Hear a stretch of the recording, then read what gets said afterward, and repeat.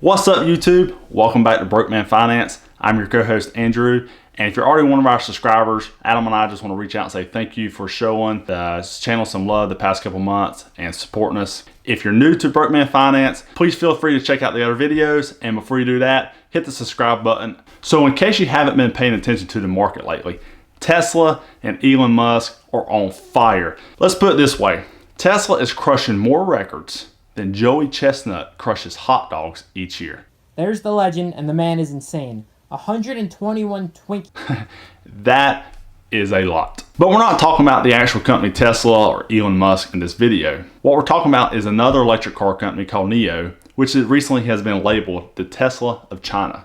So Nio first IPO'd back in 2018 on the New York Stock Exchange, and they currently headquartered in Shanghai, China, and they have offices and locations in Germany, London, and San Jose, California. Now, Nio has produced a lot of cars, a lot of prototypes, a lot of concept cars, but currently right now they have three main cars in production. The first car is the EP9, which is their two-door all-electric sports car.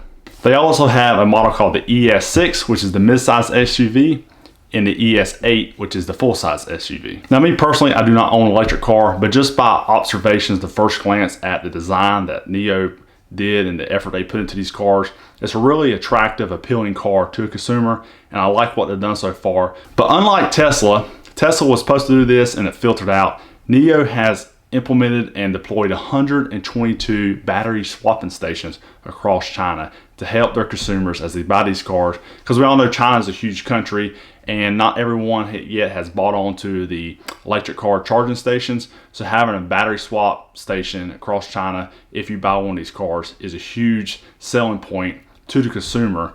Nio has also been very successful in the FIA Formula E race series, which is an all-electric race car series, and they also won the inaugural championship to that series. Back in October 2016, the state of California gave a permit to Nio to let them start experimenting with the autonomous car program, which is basically the automatic car, the driverless car that you see Tesla, BMW, and several other companies that have been experimenting with and testing in the state of California. So let's talk a little bit about the financials.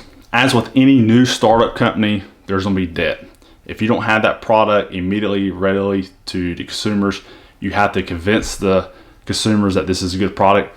You're going to have struggles, and Nio is in no exception to that. They have seen their fair share of struggles. But with any company, debt being an issue as an investor, Nio does have some good news. Back in April, they secured another $1 billion from investors to help push this company forward to continue getting their name and their brand established in the electric car world. The good news this year is Nio has reported an all-time sales record for their cars. Even with the coronavirus, if you think about the coronavirus, it really started impacting the United States February, March timeframe.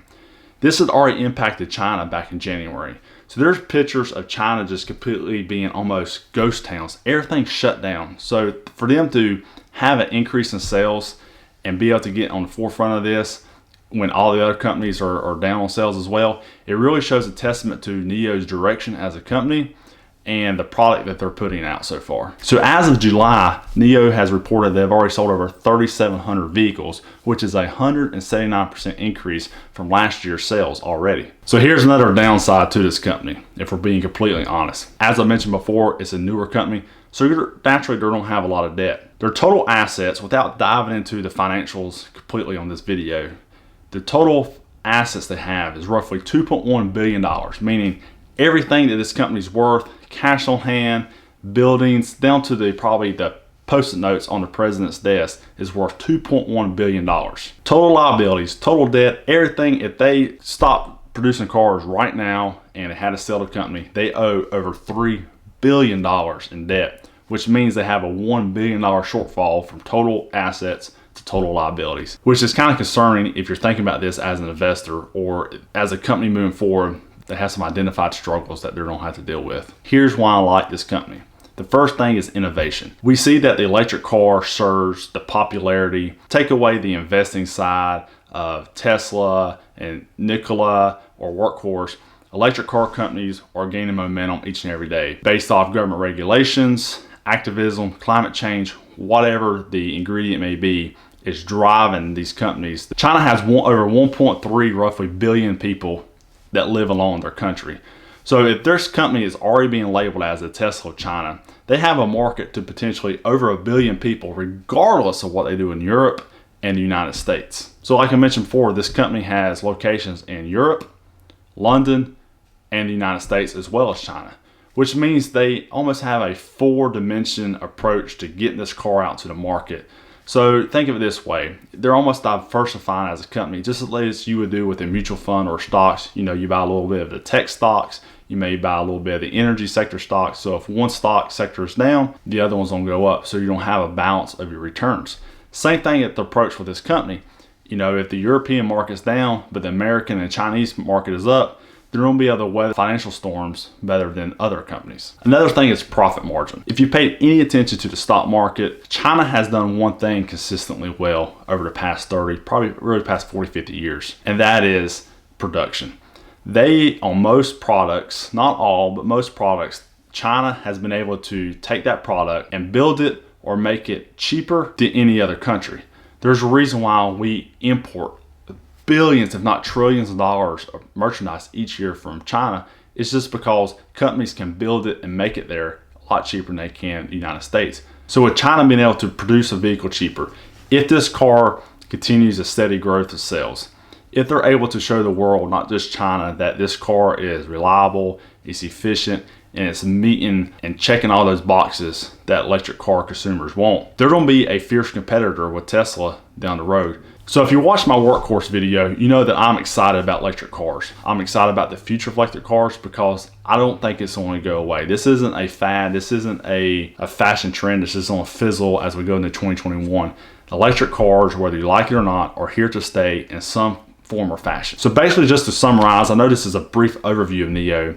The company does have some baggage to it. It does have some debt. It does have some uphill battles. But if the sales stay steady this year, even with the coronavirus going on, they're able to extend that growth going into 2021. This company has so much potential compared to even Workhorse or even especially Nikola.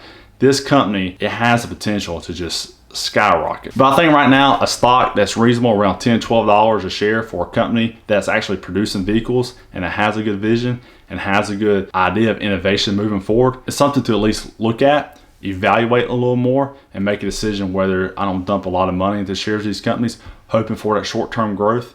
I think it could easily hit 20, if the sales stay steady, I think it can easily hit $20, $30 a share going into 2021, if not in 2022. So let me know what you guys think. If you've already purchased in the Nio, or if you're thinking about purchasing the Nio, I love to hear your comments and or suggestions. And as always, thanks for watching Broke Man Finance.